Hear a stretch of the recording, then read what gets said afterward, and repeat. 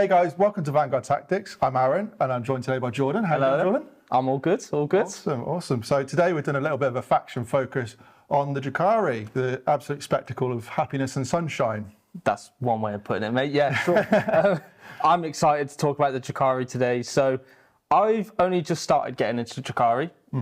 This is something that I'm really excited to talk about, but you've been playing them for quite a while. Yeah, so I picked the Drukhari up in 8th edition, kind of a bit of a shooty army, that sort of thing. Yeah. And then sort of latter end of 9th edition, I was playing them with Crusade really, to be honest. But oh, okay. Yeah, cool. Yeah, all a bit of fun. Yeah, definitely. So. They just seem like a... So, I mean, I'm going to summarise what Drukhari are. They're a glass cannon, but they have supersonic speed, going around the battlefields, just murdering everything that they see. Okay. That's so how I would put it. Maybe a little bit of a trading army sort of thing. Yes, yeah, exactly. So just know, if you're out in the open, you're probably going to get deaded. Awesome, cool. So before we get started on all the rules and everything, I'd just like to say a massive thank you to Games Workshop for giving us these index cards to be able to give you this preview, basically. Yeah, definitely. Well, should we jump into the army rule? Let's do it, let's go. Okay, so Drukhari have a really cool rule called Power from Pain. Okay. So basically, you get pain tokens. Pain tokens allow you, well, you can spend these pain tokens throughout the game, and they allow you to either reroll charges, reroll advance rolls, or reroll hit rolls. Now, it's important to note that when you use pain tokens, you have to assign them at the start of the phase in which you will be using them. So if you're using them in, let's say you wanted to reroll a charge roll, you allocate each unit that you want to use that pain token on at the start of that phase. So there's no going, I want to reroll that charge, I'll use a pain token. You have to pre-allocate. Okay. That's interesting. So they don't go through the phases. So you have to give up a pain token if you wanted to like reroll an advance roll, charge roll. Yeah. But then you're going to give up another one if you want to reroll hits. Exactly. The fight phase. Exactly. Phase. Yeah. Cool. So how do you get them? That's quite important. Well, it's quite a thematic way of getting them, I think. So you get them from either destroying units or causing battle shock. Ooh, that's interesting. Yes. So, and also it's important to note that you do start the game with pain tokens. So typically you're going to be playing 2,000 points. So a strike force game, you will get 3 pain tokens for this. Okay, cool. So is there any other way of getting a pain token? So there are other ways to acquire pain tokens, but that will be on specific data sheets, which obviously we will run through throughout the video. But that actually leads us into the detachment rule. Cool. And the detachment rule is called Real Space Raiders. Okay, cool. What does that Real Space Raiders do then? So basically, at the start of the battle, you gain 1 additional pain token for each of the following your army contains. So you'll get 1 for having an Archon, 1 for having a Homunculus, and 1 for having a Succubus. So it's important to note that the Succubus, the Lilith Hesperax also has that keyword, and Urian Rakoff also has a Homunculus keyword. So they will count towards that bonus. Okay, and if I'm right in thinking that's something that was recently errated? Yes, exactly. So that's a new errata because I believe it was on the PDF but not on the index cards, but now that's been fixed. Cool. So that is definitely something that is there, and yeah, that's something we will actually come to discuss when we come to the data cards. Cool. So they get an additional pain token at the start of the battle. It's not throughout the game or anything like that? No, just the start of the battle, you get an additional 1 for each of those characters. So if you take all 3, you'll start the game with 6 if you're doing 2,000 points. That's a good start, I think. I think that's decent, yeah. So, detachment rule, I think. That's pretty cool. Yeah. Nice. But before we continue, I'd like to give a quick shout out to our sponsor, The Outpost. If you're looking for great deals on your miniatures, paints and gaming supplies, we've got you covered. Their wide variety of exceptional service makes them the go-to destination for all hobby needs. So don't wait, check out The Outpost today. Link in the description below. Okay, great. So we talked about the army rule, detachment rule. So enhancements, how many are there? So there's 4 enhancements, which is the same for every faction in the game, other than Imperial Knights, I believe. I think so. So the first one we'll talk about is Crucible of Malediction. Okay. This one, in my opinion, I think you'll see the least of. Sure. So this is only on a homunculus model. And it's once per battle at the start of any shooting phase, the bearer can use this enhancement.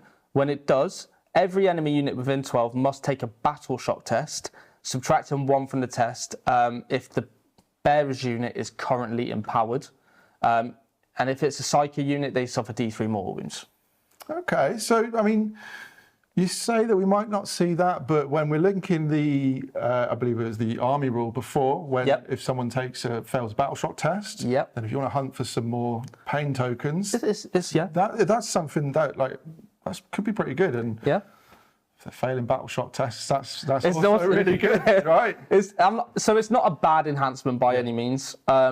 I just think the other 3 have more play, but obviously we'll come on to them. But yeah, if you obviously battle shock in units, it's just not a instant way of getting pain tokens. Your opponent could still pass it, which is the negative of that. But obviously, it can come in clutch in certain situations. Yeah, cool. Next one, Blood Dancer. Oh, I like it. That's cool. So this goes on a succubus model. And basically, you improve the attacks and armor penetration characteristics of the bearer's melee weapons by 1. If you're empowered, it's improved by 2 for the armor penetration and the attacks characteristics. Okay, so we're starting to buff some characters here. We saw that in the last edition. Do we think that's to the same level as the last edition, or? And that's a question for yourself, if I'm honest. I don't know. So what would you say? I mean, we've looked at the succubus off camera. We will come to that later. But what do you think there's much play with that?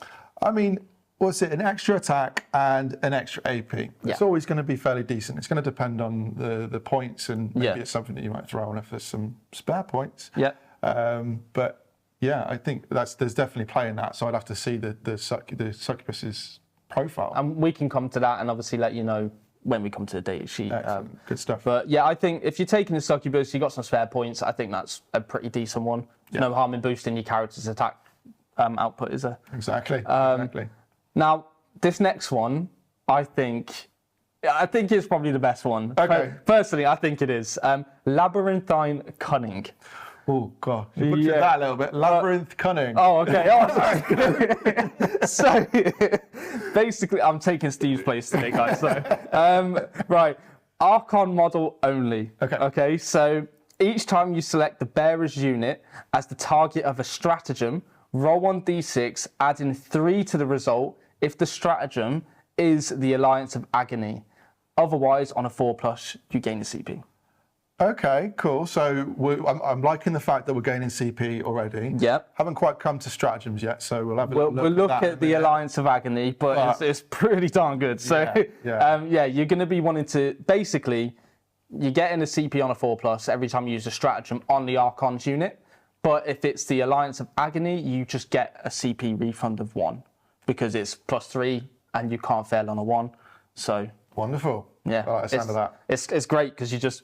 We'll come to the stratagems. I'm getting so excited. I'm getting excited. Okay, so the next one, again, I think is an auto take. The Art of Pain. Well, that sounds Drukhari, doesn't it? Yes, it does. And this is just, so this one is on any Drukhari model, so you can put this on any of the characters. I would probably put this on a homunculus. But basically what it does is in your command phase, if the bearer is on the battlefield, you gain a pain token. Okay, yeah, that's cool. So there you go. You was asking earlier how to gain pain tokens. Just pay for that. You've got a pain token every command phase. That's the way. I like that. That's cool. Yeah. And I think, again, the reason why I'm saying on a homunculus, he's a tanky character, which we'll come to. But I think that this it's a great inclusion for your army. So, yeah. Great. Awesome. So that's all 4 enhancements that we've got. Should we move on to some stratagems? Stratagems. Let's see what we've got. Cool. Nice one. Let's take a moment to appreciate Colourforge, our fantastic sponsor. Their range of spray paints has become our go-to for making our miniatures come to life quickly and efficiently. The quality and variety of colours they offer are truly unmatched, providing a smooth application for stunning effects every time. Check out Colourforge for your next hobby project. So, stratagems, Jordan. What's the first one? The first one, mate. Prey on the weak. Okay. So this is a pretty cool one. Okay, so 1 CP, you use it in your shooting phase, and you target 1 Cabal unit and 1 enemy unit that is below half strength. Okay. Now, you get reroll wound rolls against that unit. Reroll wounds. Oh, okay, yeah. It's cheeky. Nice. I love reroll wounds. Yeah. And it doesn't specifically state. Oh yeah, it is in the shooting phase. So I was gonna say it could be combat, but yeah, I'm just getting ahead of myself, guys. Yeah. So Cabal units, if I'm right, Cabalite warriors. Yep. I don't think the Archon has the Cabal keyword, but he gives. I would suggest as the succubuses, witch cults, and the homunculuses. Should we have a look? He does have the Cabal keyword, so the Archon could be a target for that if you wanted him to. Yeah, maybe the sort of Court of the Archon. Court of the Archon, yeah. It's a really nice stratagem for 1 CP. Cool. Could just come into a few situations. You want to finish off a little unit and then just go, yeah, cool, let's get rid of them, and then I can focus everything else. Yeah. Another unit. It's just increasing efficiency, which is always good. I also think maybe as well, if you look at some of the bigger units, so if you've got a knight, to sort of maybe half wins. Yeah. And you really want to sort of make sure that you're landing some shots, especially when you've got dark lances and things like that. That's great. Exactly. You really want to land those wins. Exactly. So I think that's maybe a really good. It's a good stratagem. Yeah. That's one good stratagem so far. Next one, acrobatic display. Okay, that's me all over. Like, I can see you're a gymnast, mate. To be honest, 1 CP. In your charge phase, target a witch cult unit, and this unit is eligible to declare a charge even if it fell back or advanced. Okay, cool. Yeah, nice. So we've got witch cults, advance and charge. I mean, previously in the 9th edition, we were able to sort of advance and charge from turn 2 on most stuff, but maybe that's now sort of more focused on the witch cults. I think we've seen this across the game. I've seen this in like Space Marines and stuff. A lot of the army rules that were inbuilt have now become stratagems. Yeah. So like armor contempt is now stratagem, for instance. Exactly. So I think having these sort of things, it just makes sense. It's now. Yeah, exactly. And again, if you're building into witch cult, it's great. Just having advancing and charging, it just gives you that extra movement, which for a Drukhari army. Yeah, exactly. I mean, if you think maybe Hellions might look at the data sheet for that later, but I'm pretty sure they've got sort of like a 14-inch move. Yeah. Throw an advance onto that. All of a sudden, they're going to maybe make a really good trade onto some Space Marines. Could maximum go 20 inches with that, and then an extra 12-inch charge, full capability. Obviously, that's spiking. I don't get them rolls, so I don't know what that's on about. But yeah, that's another great stratagem. Like it. 2 for 2. Nice. So, third one, strike and fade. Okay. I'm pretty sure this is quite a common one, right? Yeah. I can get without reading it. I think I probably know what that is. Do you want to have a guess? Yeah, is it maybe fire and fade? Oh, okay, right, yeah, okay. I'll just read the strap. So, end of your shooting phase. 1 Drukhari unit from your army, excluding aircraft. Your unit can immediately make a normal move. There are some restrictions to this. So until the end of the turn, you cannot declare a charge, and you cannot embark within a transport. Okay. So it's preventing you from just going, hop out, shoot, hop back in. Okay. And obviously stop you from charging. Can you apply that to a transport? So maybe shoot from out front and then go behind the wall or something? It specifically states the unit cannot embark within a transport. So I don't think it would count. I don't know if you could use, well, you could use it on the radar. You could use it on the radar and then you could pop out, maybe nudge your little nose out. Yeah. Get a little firing angle and then come back. Yeah. Or even one of your Ravagers or something like that. Oh, Ravagers. We love Ravagers, don't we? How many CP is it though? It is 2 CP. Okay. So this is your big one. Yeah, this is probably not a using all the time strat. Probably once a game. Yeah. Probably once a game. Because CP in 10th edition has drastically gone down. You're not going to, and I mean, we've already looked at 3, and 2 of them you're probably going to be using more than this. Yeah. So yeah, it's nice to have. Yeah. At the same time, when we think back to the sort of getting CP back earlier on in the then there's potential. Then you can increase your chances of using that more than once. Cool. But yeah, it's nice to have. It's nice to have. It can help you with mission play. It's definitely handy to have. Okay. Right. I can tell you're eager. Oh, this one's spicy. I think this is the creme de la creme. Okay. Nice. Of Drukhari stratagems. All right. Yeah. Alliance of Agony. Right. Oh baby. What does it do? 1 CP, start of any phase. Okay. Select 1 Archon, 1 Succubus, and 1 Homunculus from your army. You discard 1 pain token from your pain token pool, and until the end of the phase, all 3 of those models' units now count as empowered. Okay, that's pretty cool. Yep. Is there any stipulation to that? So you can only use it if you have them 3 characters. Okay, cool. So you kind of want to keep them alive and hit in one go. It's kind of making you take each of the sectors of the army rather than just going focused on a Cabal army or on a Witch Cult army. You do, as a Drukhari player, want to, if you're going pure Drukhari, you want to go all 3 sections. You want to have at least one of each because the benefits of it are just ridiculously good. Yeah. And as we said, you're starting with 6, being able to just do 6 pain tokens, being able to just put this onto 3 units for one of those pain tokens and allowing yourself to either reroll all hits, reroll all charges. It's ridiculously good. And then when you combine that with the enhancement, which we spoke about earlier, so you get +3 to that roll to see if you refund the CP. It's free, right? You are doing that stratagem for free, empowering 3 units for 1 pain token.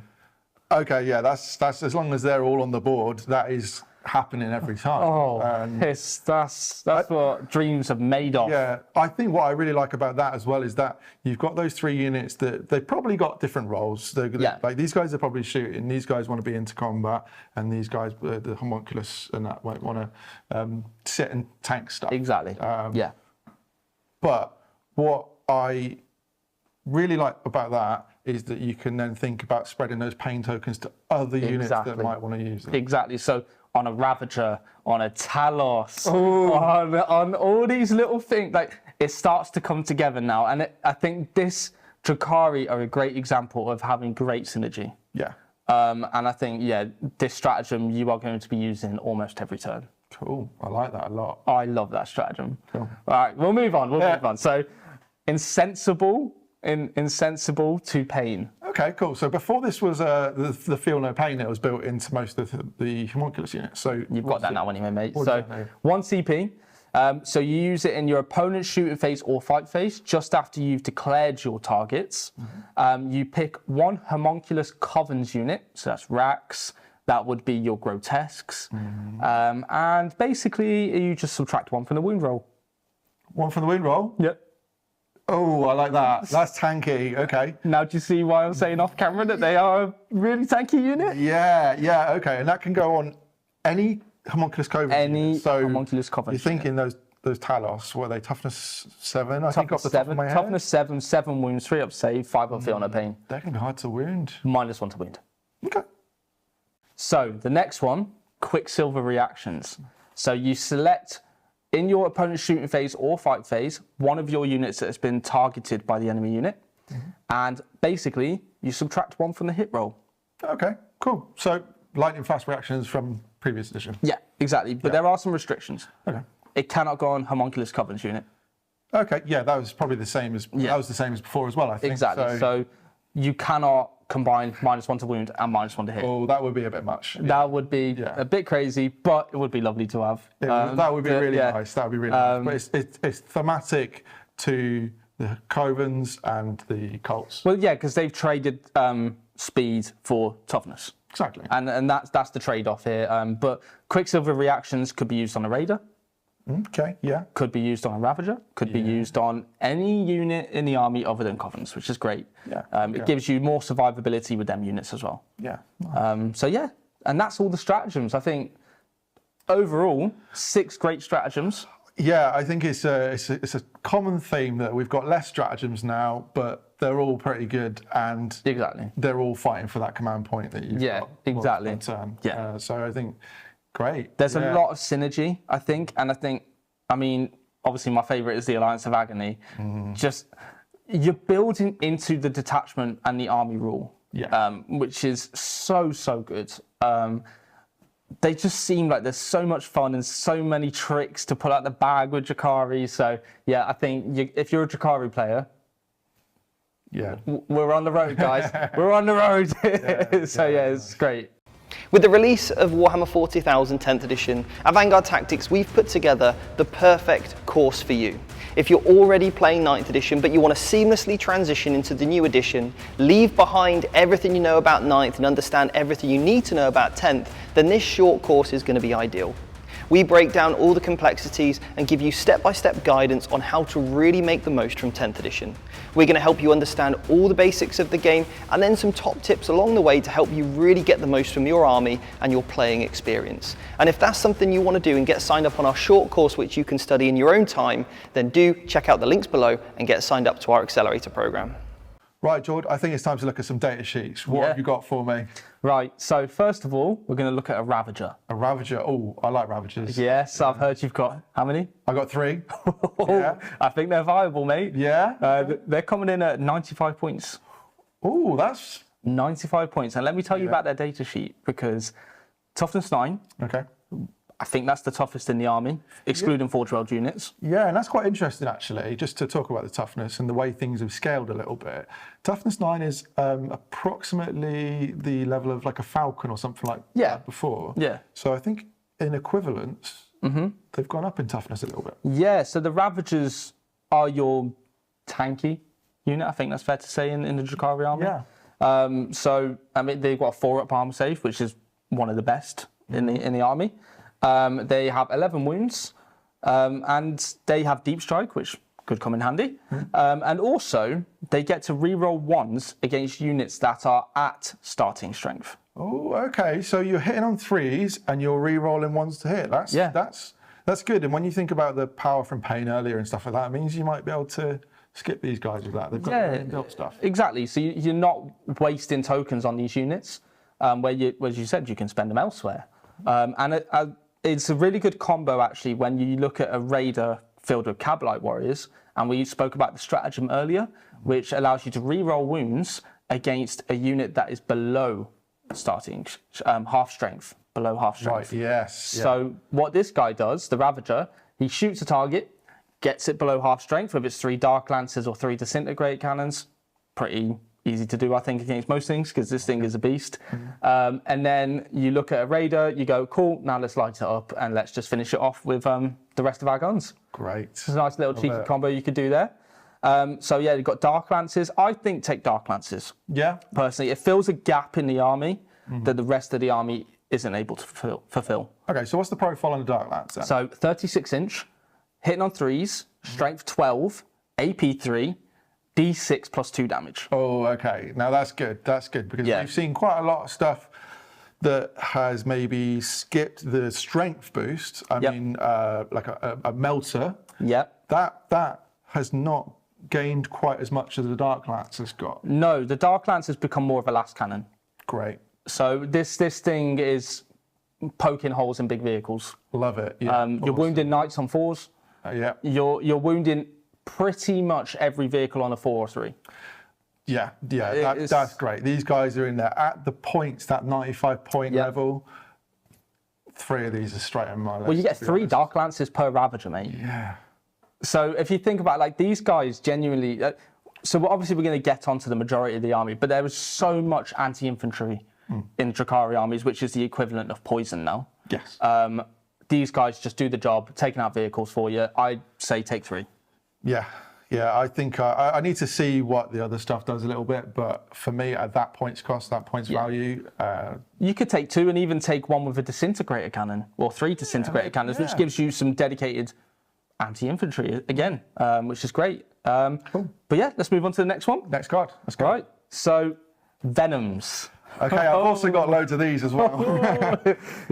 These are one of my spotlight units from the Index. Okay, right. I think you take Venoms minimum 3. Minimum 3, okay. They're dedicated transports, so you can take up to 6.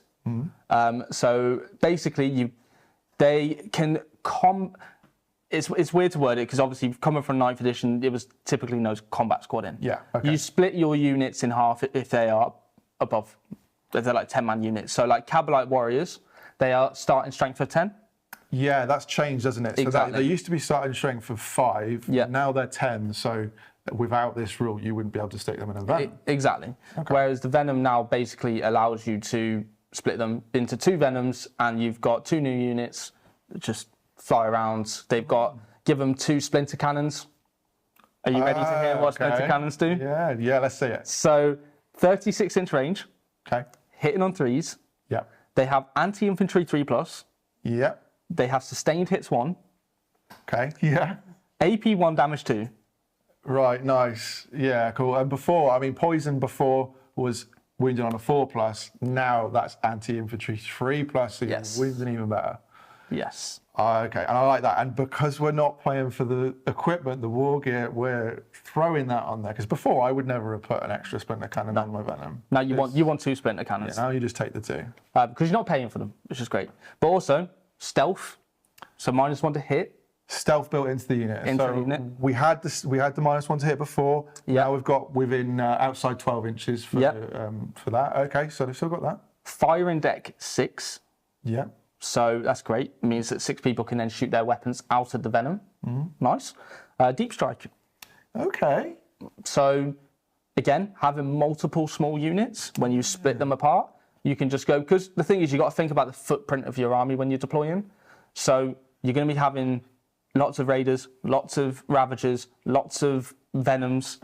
It's going to be hard to hide them all. Yeah. So having the access to deep strike in these units is incredible. I think it just helps so much with your deployment ideas and kind of building into your game plan. Yeah, I think you probably will, when you, like you say, building your game plan, you might think about things like rapid ingress as well to sort of set up for the following turn. Yeah, awesome. Anything else? What about their 5-up invuln that they had before? Is that the same? This is something you're going to see across the army now, mate, is invuls have gone down 1. So they are now on 6-up invulnerable saves. Okay. So they've lost durability, but the army has lost durability. Yeah. But they have their toughness 6, 4-up save, 6 wounds, 14-inch move. So they have that. I think you've got to expect as a Drukhari player your army to be less durable, but you're hitting very hard. I see that, and it always was the case. I kind of expected if I put a Venom out there, it's probably going to die. Maybe a little bit quicker, but I mean, I can see they've got a 4-up save still. 4-up save. There has been a reduction in AP generally across the board. Yeah. So it's not bad. If they're firing big enough guns to get to that 6-up invuln against you, in general, I think they're maybe firing at the wrong target. Well, if they get rid of a Venom, you've probably got another 3 or 4 stashed in the back, so it's all right. Let's go. Yeah, exactly. So nice. it just gives, there is still so much play for these things, and I just think if you're a Drukhari player, please take some, because they are so good. I got 9, so... You can't field 9, but I'll just go for 6. Stick them in a cabinet then. Yeah, exactly. Okay, next unit. What is it? Go on. Ooh, okay, this is my favourite unit in, well, not in terms of lore-wise, but in terms of what its rules and everything does in the army. The Talos. I was trying not to look. It's the Talos. Okay. Okay. So the Talos is, honestly, he is, in my opinion, the best unit in the Index. Okay, big call. Nice. Okay, what's he do? In a 10th edition where basically toughness has gone up dramatically, vehicles are rampant, this guy is literally your anti-vehicle. So we'll go through his profile first. He's toughness 7, 7 wounds, 3+ save, 7-inch move. He has fly. He's a monster. He has feel no pain 5+. Cool. And 6-up invulnerable save. Okay, cool. So like a generally robust unit. Definitely feel no pain 5+ is always good. Are you ready to hear its rule? Go on. Once the Talos has killed a unit, Gonna happen. This guy becomes empowered for the entire game. Right, let me comprehend that a second. So pain tokens. So he's empowered in every phase. Every phase. Okay, so before pain tokens you apply at the start of a phase and it ends at the end of that phase. Yep. This guy just has all of it. He just gets the effects of being empowered for the entire game. So there's no declaring, he is just empowered. Okay. So yeah, basically, he's getting reroll charges, reroll advances, and reroll hit rolls. Reroll hit rolls. Wow. Okay. Yeah. Just inbuilt. So that's basically you shoot. Either you could shoot your Ravagers, take something down to something very easy for this guy to just go, cool, goodbye. Now I'm empowered. There's so many ways to just get this guy. You could just pick off a small unit, something that's really easy, just get that empowered. And they do come in units of, you can put them in units of 2. Units of 2, okay. So it was units of 3 before, so again, units of 2. Going to be putting 3 of them on the shelf. Yeah, exactly. But so basically, you've now got 2 guys that are empowered. Cool, and I believe they're 180 points. For 2. So yeah, I think it's 90 points per Talos. It's either 90 or 95 points, roughly around that. But they are just fantastic. But let's get onto the weapons. Yeah, tell me. So ranged weapons, you could take liquefier guns, which are flamers. You could take stinger pods, twin splinter cannons, which were mentioned earlier, twin heat lance, which are Drukhari melters. Okay. But I'm just going to talk about the main one because this is the one I think you put on every time. The twin Drukhari Haywire blaster. Okay, Haywire, I'm with you. So I mentioned they are anti-vehicle.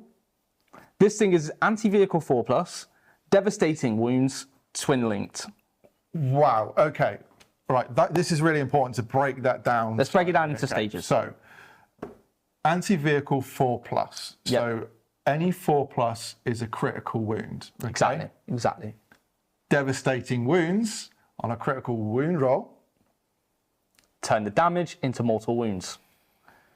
And twin linked. So you re-roll failed wound rolls. Wow, okay. So this thing, 24-inch, 2 attacks, hitting on 4s, but if you are empowered, you're re-rolling those hits. Then you are wounding every vehicle in the game on a 4+, and every wound that goes through as part of that anti becomes 3 mortal wounds. Wow, okay. So, I'm starting to picture this. So let's just say, well, I'm going to take 6 because why not? Cool. 12 shots. 12 shots. Half them will hit. Yep. You got to, if let's say you're empowered, you're going to re-roll them. Yep. You got nine hits now. Yep. Okay, and then you got, let's say 4.5, 5 yep. a wound. Yep. You re-roll those. Yep. Just think about it. You could potentially either extremely hurt a knight, or you're picking up most vehicles. Yeah. Even with just 4 of these guys or 3, you're still doing crazy amount of damage. Yeah, and also what I always like to take tough units that are a massive threat like that. Because when you've got your little spindly ravagers at the back that are not so tough, they might not be shot at for a while. So. And these guys, filling a pain 5 up is nothing to laugh about. Yeah. On a toughness 7 model with 7 wounds. Okay, yeah, I'm looking at those for my list, I think. We're not done yet, though. Go on. So we also have combat weapons here.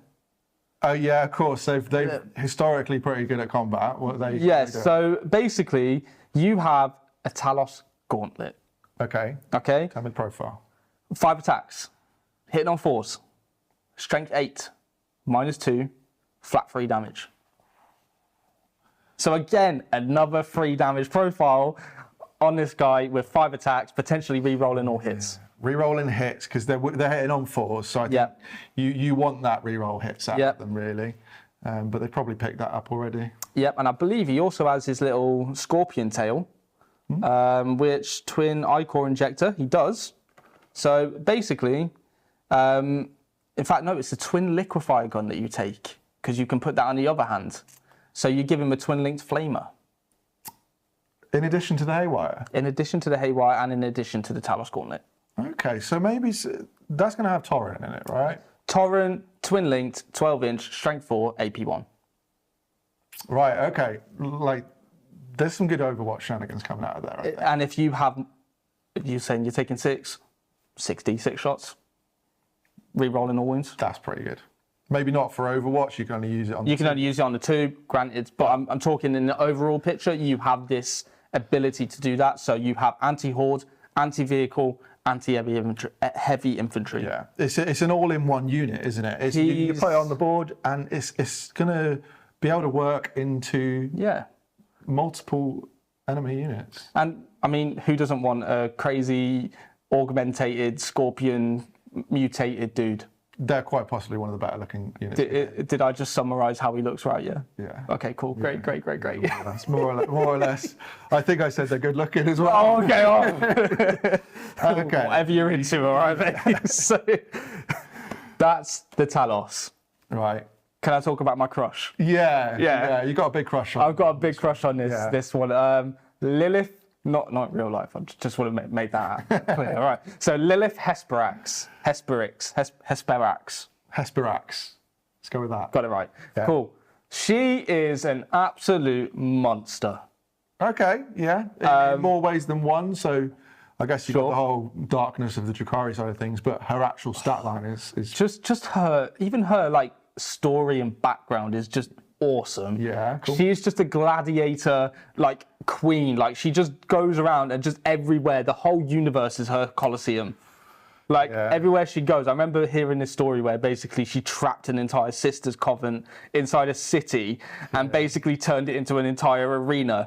Called some nobles from Commorragh, which is the Drukhari homeworld, and just said, "Yeah, watch me just kill these people in this city." Yeah, she's so cool. Like, it's so cool. But yeah, so this is what she does. Okay, so she's 8-inch move. She joins witches. Okay.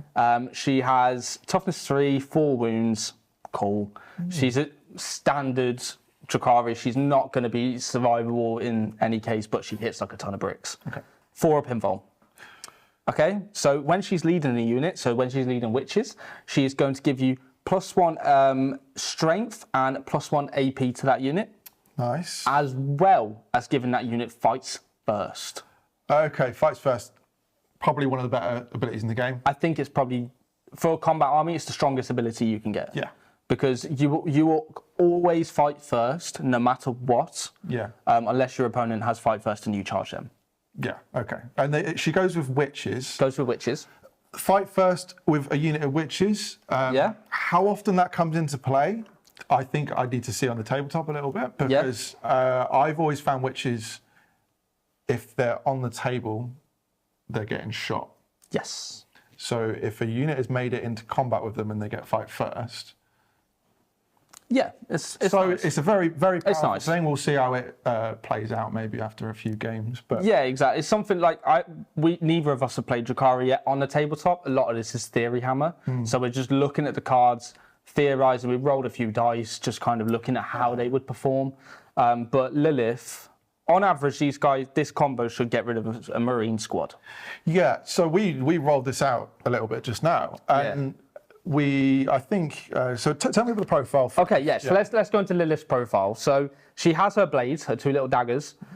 She has 8 attacks. Okay, cool. Hitting on 2s, strength 3, AP 2, damage 1. Okay. Doesn't sound great. She has anti-infantry 2+. Oh, okay. So the strength 3 doesn't even matter against infantry. Also, sustained hits 2.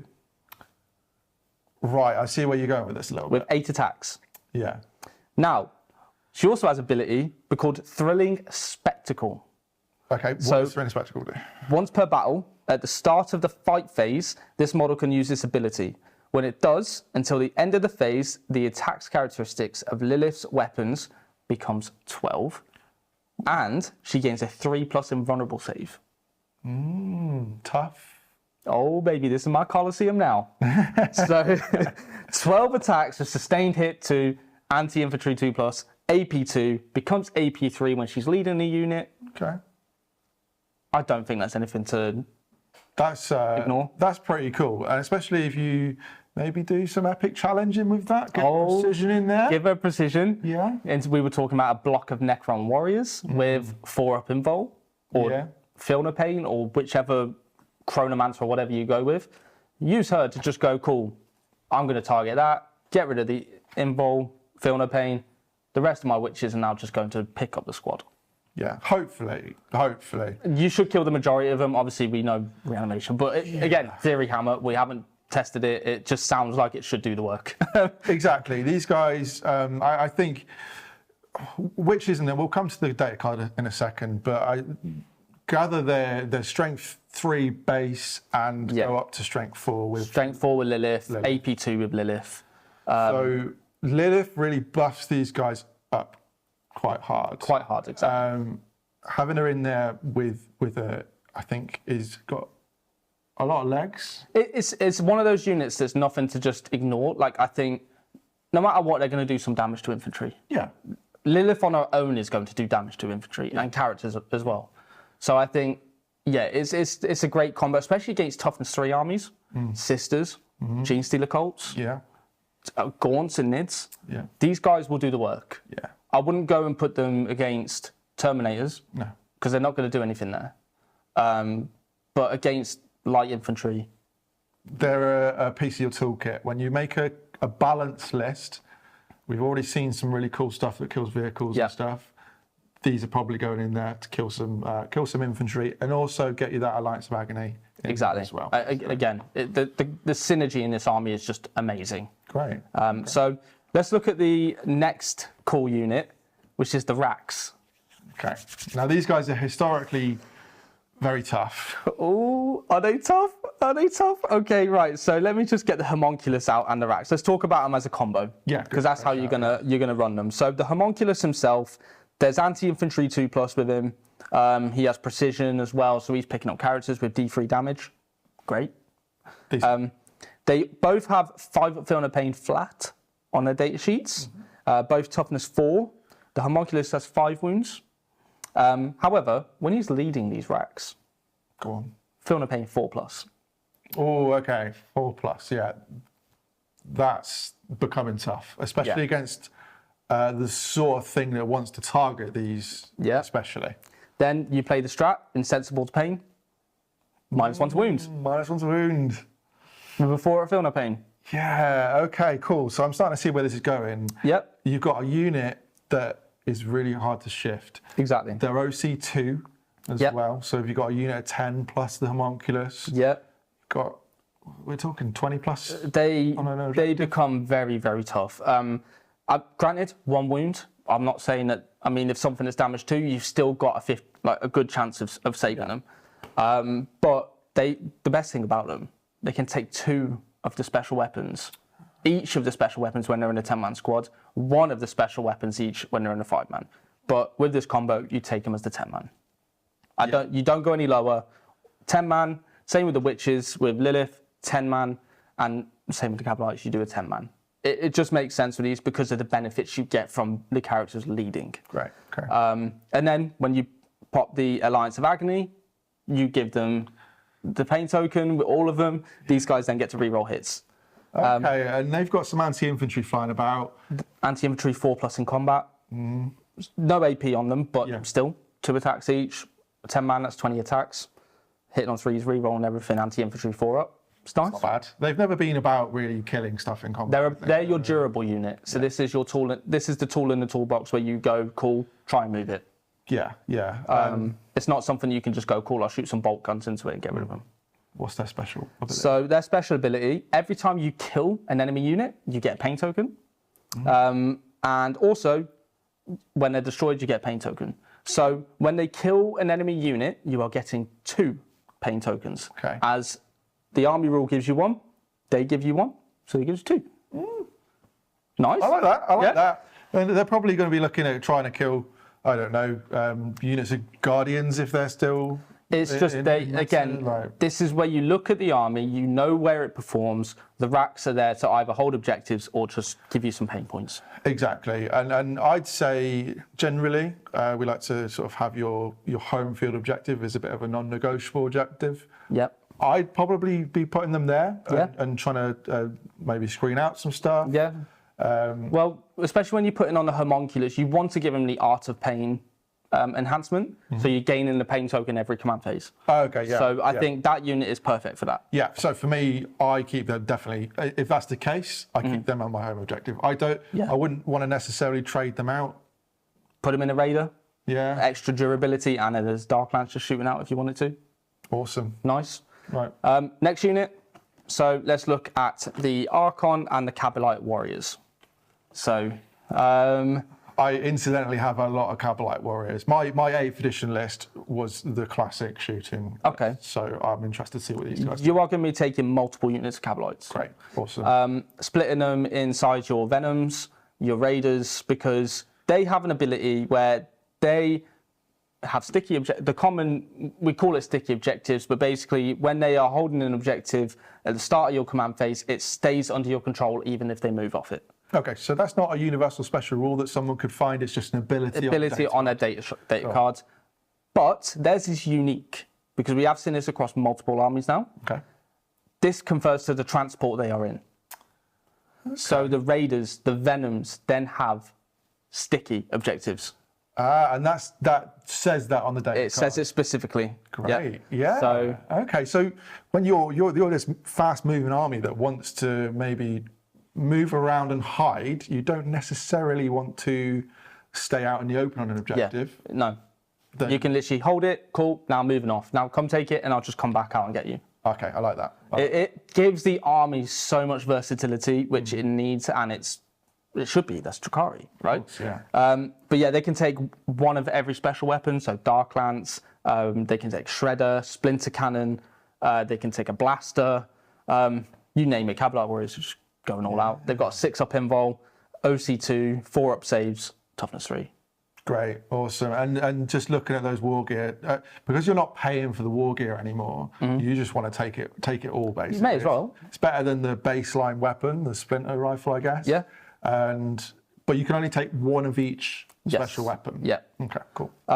Archon, so he gives you reroll wounds of 1, and if you're empowered, you get 4 rerolls to wound. Ooh. That confers to the unit he's in, so when he's joining Cabalites, they get reroll wounds when they're empowered. Pop the Alliance of Agony strat, now they're rerolling wounds. Rerolling wounds, okay. I'm starting to see a bit of a picture coming here. Yes. And this is probably the best thing about the Archon.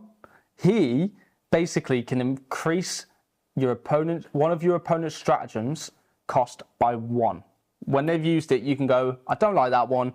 You've now got to pay an extra CP for that stratagem throughout the game. Wow. Okay. Once per battle, you do that. Once per battle, and that applies for the rest of the game. For the rest of the game. You want to use Armor of Contempt? 2 CP. I'm just trying to let that settle in a little bit. That's incredible. Now we've seen this for a few other armies. I think the Calidus Assassin. Calidus Assassin has it. There's this.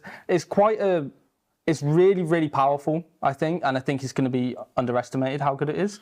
I've seen a previous tournament, I've actually seen most Knight players taking them. Yeah. It just means that like these auto-use stratagems, keep mentioning it, but Armor of Contempt, Space Marines use it constantly. Yeah. Right?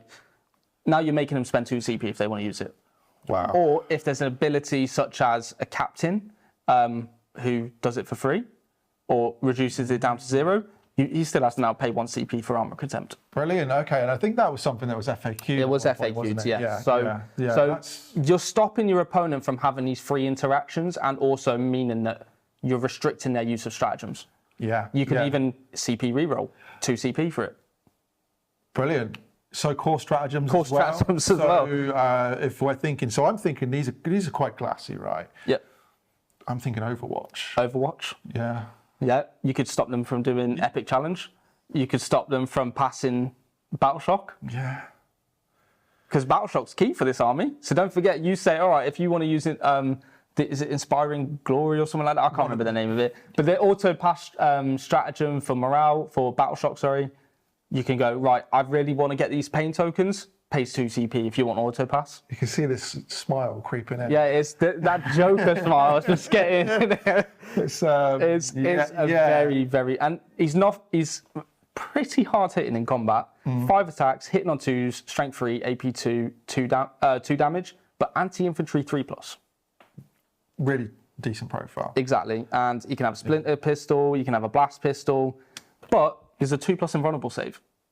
So he's got his sort of shadow field thing. Shadow field cannot be re-rolled. If he fails it, he loses it for the rest of the game. You know, Jordan, I fail that every single time first roll. So it doesn't really matter to me, but that's... we're going to take you on a course to pass your 2-up saves. Exactly. That's... Now, I just want to say one thing about this, and that go back to that rule, that +1 CP rule. I think it's going to be very important for you as a Drukhari player to really get to grips and understand every single army and try and understand what are the best CPs for your opponent that you're going to want to try and do that to. Because sure, you're against an army that's really dangerous in Overwatch, you're going to do it on that. But there might be a special strategy maybe on the Custodies that you want to turn off or turn up maybe the fight first strategy. Exactly. And I think this is the important thing, is to kind of, I mean, we're at the start of an edition. There's going to be a lot of armies that are news people. maybe even if you're at a table and you haven't played the army, just ask your opposing player what stratagem are you most likely to use in the game, and look at it and go, okay, is it something that's going to affect my army, or do I just focus on turning off Overwatch or making it a 2 CP? So you've just got a kind. I think this an army where you need repetition. Yeah, repetition, or look at our other videos on the sort of faction focus how to play. Exactly, we go into the same level of detail as we do here. I like it. Yeah. For all the other armies. So yes. Go and have a look. If you're a Drukhari player, you're going to want to really just understand. Yeah. All your opponents really, which is like what everyone needs to do. Well, yeah, but I think just for the weaknesses of this army, it's a good way to just go, right, this is how I utilize this is how I use there's a tool in your toolbox for every situation in this army, and I think that's the great thing. They're probably one of the most well-rounded armies in 10th. But let's just quickly run, because we've spoken about the important ones. Just on a quick glance, Incubi, they were big hitters in the past. I don't think that they are included as much anymore. Okay. They basically just cause battle shock at the start of the fight phase. It's important to note that that doesn't stop people from capturing objectives. What that would do is stop your opponent from using combat stratagems, such as fight on death or armor contempt or something like that, if they fail the battle shock test. Drassar, if you're taking Incubi, you put him in, he gives them +1 to wound. Okay, so that's where the +1 to wound comes in from before, but I gather that it's maybe not as powerful because of the toughness creep. Yeah, and they're only strength 4. Yeah. So they're going to kill infantry with damage 2 stuff. They're going to blend infantry, surely. Maybe not not to the level they were doing before. With tanks and things like that. Before they were just picking units up. Now that's not happening. Okay. I would much rather lean into Cabalites, Witches, and etc. rather than Incubi. Rather than those. Okay. Then Hellions, really good unit as a distraction unit, fast moving, just tying people up. They can be great for that. They get to fall back and charge, which is nice. Fall back and charge. You've also got advance and charge with the stratagems from earlier. So 14-inch move, I think. Yeah, 14. Deep 2 damage. Nice anti-infantry. Cool. Nice little unit. Court of the Archon. Really good unit, I think. They're not the same as before. Yeah, they've changed quite a bit, haven't they? Yeah, so you're not having a big 10-man blob or whatever it was. You're not having a big blob. You only get one of each character, but each one confers a different special rule. Yep. So you get sustained, no, it's not sustained. You get fights first. You can get lethal hits. You can cause battle shock with the Medusa's eye. And then the other one is the Slith, who then gives you. Let's double check that one actually. -1 to wound. -1 to wound. Gives you -1 to wounds. They can hit really hard. There's so much in that unit to go into, but they're great. I would put them in my list personally, and then put them in a Raider with your Archon and Cabalites. Then you take another Venom to then split the unit, because it will be a 15-man unit at that point. 5 Cabalites in a Venom, 5 Cabalites with the Court and the Archon in a Raider. So you then have 2 units that have sticky objectives, as well as the benefits that the Archon's units providing to the 5 Cabalites with them in a Raider. Yeah.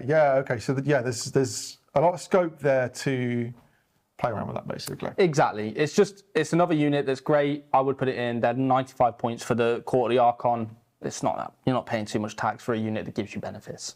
It's really nice. I like it. Yeah. That's Drukhari, mate. Yeah. I mean, there's loads of other stuff we can go into, but unfortunately, we can't go through the whole index. Yeah. But we've gone through the important ones and the ones we think you would be best including. We're going to be including them. Yeah, I mean, I'm really excited actually to start getting these on the tabletop. Yeah. Play some games with them and just dip in, try and figure out which are the ones that work based on our theories, which are the ones that don't. Just get in and play some games, right? Yeah, exactly. Right, so we've been through all those things. Jordan, tell me really quickly, how does this army play the mission? How does it play the secondaries? What's its sort of general play style? Okay, so, I mean, I think this army works better with tactical. Okay, cool. Obviously, it depends on matchups. So if you're playing Knights, I'm pretty sure that every army in the game should be going Assassinate and Bring It Down, just because that's what they offer. It's just a simple one. But on the whole, this army plays tactical very well.